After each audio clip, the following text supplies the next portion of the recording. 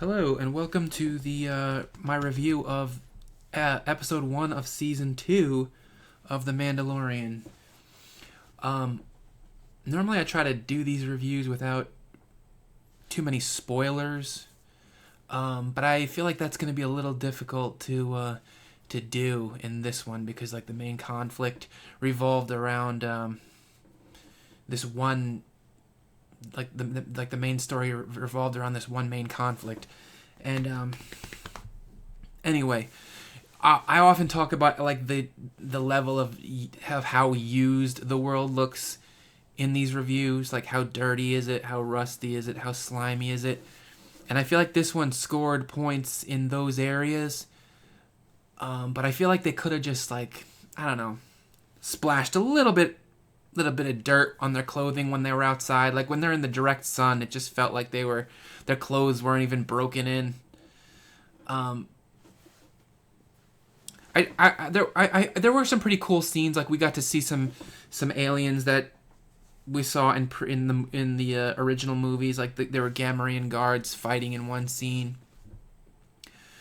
Like the first shot that we see, it was pretty dark, and although it was kind of creepy, but at one point, like I wasn't really sure what was happening. Like the Mandalorian was walking through this hallway, and you could see like these glowing eyes and stuff. And then he kind of got the better of this one villain or some type of informant that he wanted to get information out of, that he got into a fight with. And then this cave that they were in, or this underground root cellar fight club basement, was so dark, and there were these glowing red eyes, and the Mandalorian trapped this one guy, and he shot the light, and then everything got dark, and you see all these eyes moving in. But I don't know, it looked kind of weird. Like it was kind of strange that animals that would eat people were just in such close proximity with normal goings on of the people who lived there. So I don't know, that was a little weird, but didn't hate it. Okay, so the main thing that I was going to talk about, like when I said I don't like to give too many spoilers, is that this movie, or this story, was basically like Tremors on Tatooine, or like Dune on Tatooine. Like they're basically these big sandworm. There was a sandworm. They called it a crate dragon, if I remember correctly. And I just didn't like it. Like I'd seen it. It's been done before. It's been done in Dune. It's been done in Tremors. And I just don't buy the fact that this giant, I don't know, couple 100,000-ton beast could just dive and splash around in the sand without really, displacing the amount of earth that it was taking up. Like if a giant multiple 100,000-ton beast crashed down on the ground, it's solid. It's not just going to splash out of the way like water. It's not going to like the earth is going to be packed down. Like even if it's sand, it's still going to be packed down, and you're not going to be able to just swim through it like it's weightless and there are no rocks there. I mean, I don't know. I feel like maybe if they established that maybe there was like a system of caves under the ground or something, and it was coming up through holes that way, then that would be sort of a justification for having this subterranean beast move so quickly underneath the soil. But I just don't like it. I don't like it in Dune. I don't like it in Tremors. I don't like it in Star Wars, unless, I don't know, wacky Kevin Bacon is there to provide some comic relief. But actually, I've said before in these reviews that I don't really like the comedic actors that they cast. Like Amy Sedaris was in this one, and yeah, she was a little annoying, but they only used her for like a minute or two, so she didn't really ruin anything. I don't know, I didn't see why it was it was necessary to have comedic actors there. John Leguizamo, I'm not sure who he played, but he was in this, and he didn't. I don't know. I guess he was able to act in he was able to act well enough so that he didn't have the goofy sitcom quirks that a lot of these characters in this series have. Okay, so basically the Mandalorian meets up with this weird sheriff guy who's wearing Mandalorian armor, and basically he says, "Give me your armor. That armor is rightfully belongs to my culture." And the guy's like, "No, you can't have the armor until you help me kill this sandworm." And we go on a Moby Dick style hunt for this earth whale. It was. And so a large part of the action or the conflict in this one was like them trying to make this plan that would kill this earth whale. Like they couldn't fly over it with spaceships and nuke it from orbit because it would hide down in the cave and not come out. So basically they had to like fire harpoons into it and drag it out and pull it over explosives and blow it up, and then they wanted to shove like a bant. What is it? It's called banta or bantha. Basically, it's like this woolly mammoth with gigantic lips that they just strapped a bunch of dynamite to, and then they were gonna get it to eat it and then blow up the dynamite. And there was a lot of like back and forth while they were fighting this thing, and it just seemed like it was dull and kind of boring in the way that, like, if you watch Dragon Ball Z, there's some people fighting, and then there are all these characters like, "Oh, I can't believe that this guy's using his super mega punch," and then like they're just all these bystanders that are just standing around watching and talking about what they're seeing, and like that's the episode. And I felt like a lot of the fight between this desert whale was just the Mandalorian and talking to his friend, and then they'd cut to all these randos who just looking around like, and it just seemed so grating and annoying that I don't know. Maybe I felt like I wanted some of them to have some sort of camaraderie, like some sort of complexity, like maybe I don't know. Maybe I mean there was a part where like the village.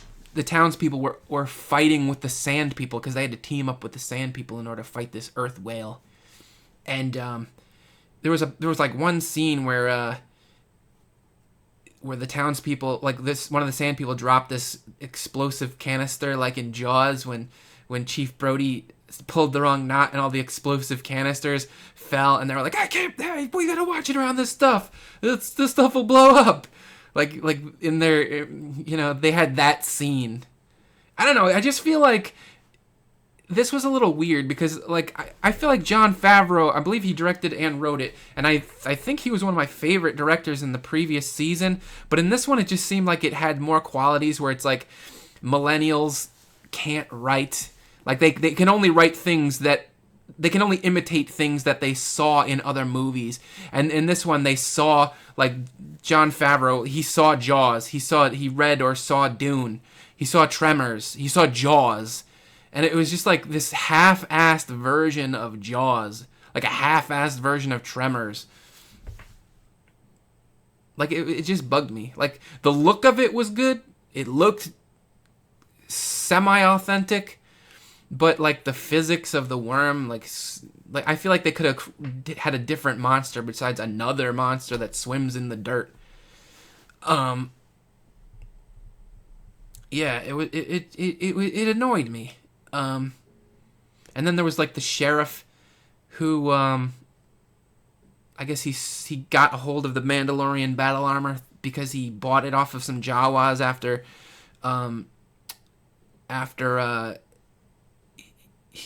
they saved his life, because, like, I guess he became the sheriff or something when these miners came in and raided the town and enslaved everybody, and then he escaped with these valuable crystals, and then he came back and then he bought the Mandalorian armor from the Jawas, and then he came back and just Clint Eastwooded the hell out of him. Like, he basically, like, Clint Eastwood has a way of never really taking cover. He just walks in, points, and shoots. And Clint Eastwood, he's cool under pressure, so he doesn't panic. And he just aims and shoots people, oftentimes in the back while they're running away, if you watch Dirty Harry movies.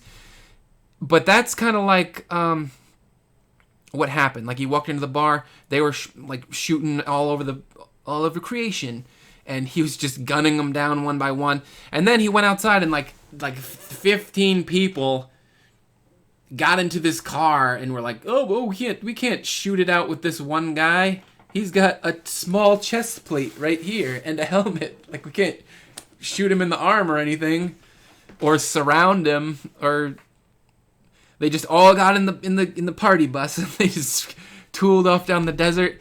And then Sheriff, whatever his name was, just used a missile and blew up the party bus, and it just seemed like it was so tidy and neat, and a little annoying.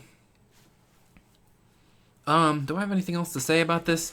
I feel like this is just another example of like CGI ruining stories. Like, before CGI, you kind of had to make some effort to have things grounded in reality because you couldn't pull off some of the unrealistic things that you can with CGI.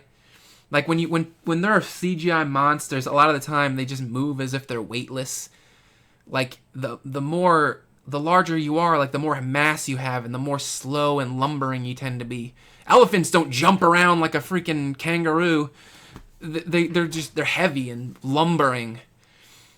And like when you like in some of those more recent CGI King Kong movies, like King Kong is this giant ape, but he's like moving around like he's weightless, and that's like something that happened in this movie. Like this sand whale thing would just dive into the sand, and like the ground would just form back over like it was water. There was no hole there. And you could make the argument that it's like a high traffic area that the sandworm goes through a lot, and maybe he dug out all the stones and things that would impede him. But at one point, he just jumped up in the air, and then he splashed down, and then he came up on this mountainside through stone, presumably. Like he just ate through rock and popped his head out like it was just water. Like, there was just a lot of things like that just bothered me. I did kind of like how the sand whale was like spitting, like he was just barfing up, hawking loogies at people, and just like a big wad of phlegm would just splash on the sand people. And I assume that there was stomach acid there, and they just got melted or something. Like, I kind of like that. But yeah, that whole fight was just weird, between the weightlessness of this gigantic creature, the goofy Dragon Ball Z, like, characters just staring, and it got to be grating. Like every time something happened, they just cut to some randos who didn't really have a personality or didn't really do anything other than make a face like and look around and, oh, where is it? It's under the ground. Like, I don't know, just those shots just annoyed me. And then there was one part where they had this harpoon gun, and they were just harpooning the whale because they saw Jaws and they couldn't think of a different monster to use, and so they were harpooning him, and they're like, not with 4 harpoons, you can't go down, no. But the whale was going down, and then there were all these guys that were holding the ropes like they would make a difference.